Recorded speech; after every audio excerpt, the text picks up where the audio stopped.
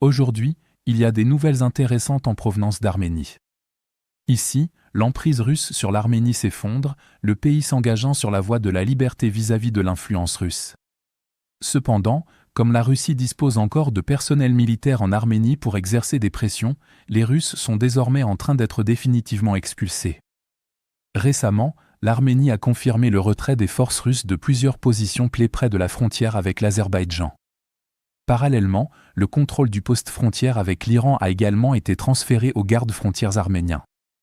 Auparavant, ce poste de contrôle était exclusivement tenu par des gardes-frontières russes, l'Arménie n'étant représentée que par des agents des douanes.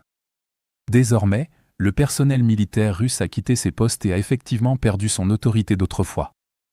Il est à noter que les anciennes patrouilles conjointes semblaient surtout servir d'arrangement sécuritaire symbolique pour donner l'apparence d'une coopération. Dans le même temps, le nombre total de membres des forces armées russes stationnées en Arménie a diminué d'environ 50%. Les unités de radar russes de la région de Martouni, près du lac Sevan, qui étaient chargées de surveiller l'espace aérien arménien et de transmettre les données aux autorités arméniennes, se sont également retirées de leur position. Les gardes-frontières russes se sont en outre vus refuser l'accès au poste de Margar, à la frontière arméno-turque, tandis que le nombre de membres du FSB russe déployés le long de cette frontière a été régulièrement réduit ces dernières années. De plus, plusieurs des postes frontières les plus stratégiques, dont le poste d'Akurik à la frontière arméno-turque et le passage d'Agarak à la frontière arméno-iranienne, ne sont également plus sous le contrôle du FSB russe. Ces points de passage gèrent des flux économiques majeurs et servent de points de transit essentiels pour le commerce et les communications de l'Arménie avec l'Iran et potentiellement avec la Turquie à l'avenir.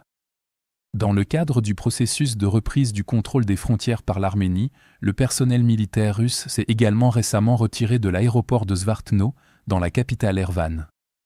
La volonté de l'Arménie de réduire la coopération militaire avec la Russie et de diminuer sa dépendance est encore plus évidente si l'on examine l'architecture de la défense aérienne du pays. Notamment, au Centre de contrôle conjoint de la défense aérienne, le personnel arménien a refusé de partager les données radar avec ses homologues russes et communique désormais exclusivement en arménien afin d'exclure les Russes. Bien que le Premier ministre Nikol Pachinian ait récemment déclaré que la base russe n'entravait pas actuellement les aspirations européennes de l'Arménie, il a laissé entendre que cette position pourrait évoluer à l'avenir, suggérant une possible rupture avec l'influence russe. Parallèlement, de nouvelles positions sont en cours de préparation dans la région du Sunik, le long de la frontière iranienne, pour accueillir des spécialistes américains de la défense aérienne chargés de surveiller les activités iraniennes, en particulier les lancements de missiles. Cette évolution est largement considérée comme l'une des principales raisons du retrait rapide des unités des forces armées russes de plusieurs sites dans le pays et marque une transition claire vers un partenariat avec les pays occidentaux. Cela souligne à quel point le parapluie sécuritaire russe dans le Caucase du Sud s'effrite progressivement, tandis que d'autres acteurs gagnent en influence.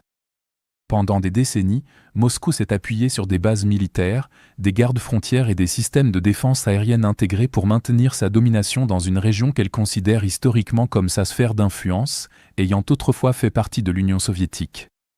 Le démantèlement progressif par l'Arménie des accords passés signale un changement significatif dans l'équilibre régional des pouvoirs. Alors qu'Erevan affirme un contrôle accru sur ses frontières et ses infrastructures de défense tout en explorant des liens plus étroits avec des partenaires occidentaux, la Russie perd le contrôle et son influence sur la région. Ce retrait progressif de la Russie ne semble être qu'un début, car la direction arménienne doute de plus en plus de la fiabilité de Moscou en tant que garant de la sécurité, notamment après que la Russie n'a jamais vraiment tenté d'empêcher l'Azerbaïdjan de mener des actions militaires contre l'Arménie. Les évolutions politiques laissent penser que l'Arménie se prépare à une rupture stratégique décisive avec la Russie, tout en maintenant en apparence une coopération partielle et limitée afin d'éviter de provoquer une confrontation immédiate. Globalement, la présence russe en Arménie diminue depuis des années, et avec le retrait militaire russe désormais en cours, l'implication américaine comble progressivement une partie du vide sécuritaire qui se crée, rendant l'expulsion totale de la Russie quasiment inévitable. Moscou est de plus en plus incapable de maintenir sa domination, même dans ce qu'elle considérait depuis longtemps comme son arrière-cour, renforçant ainsi la perception de la Russie comme une ancienne puissance mondiale. En conséquence, il est probable que l'Arménie cherche des partenaires de sécurité plus fiables et s'éloigne encore davantage de la Russie, après que la capacité de cette dernière à exercer son influence a été considérablement affaiblie par sa guerre en Ukraine.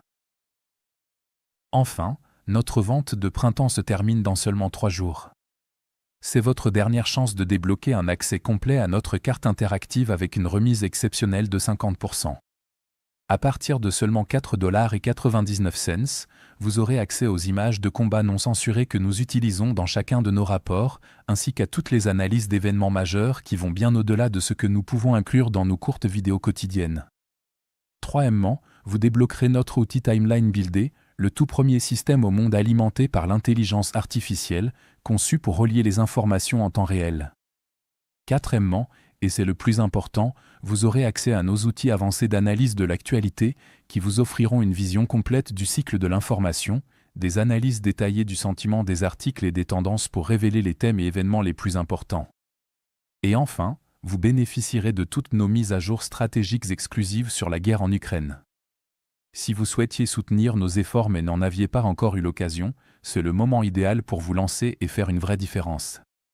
Alors, consultez le lien dans la description pour devenir membre exclusif de notre communauté. Je remercie sincèrement tous ceux qui nous ont rejoints, votre soutien compte énormément pour nous.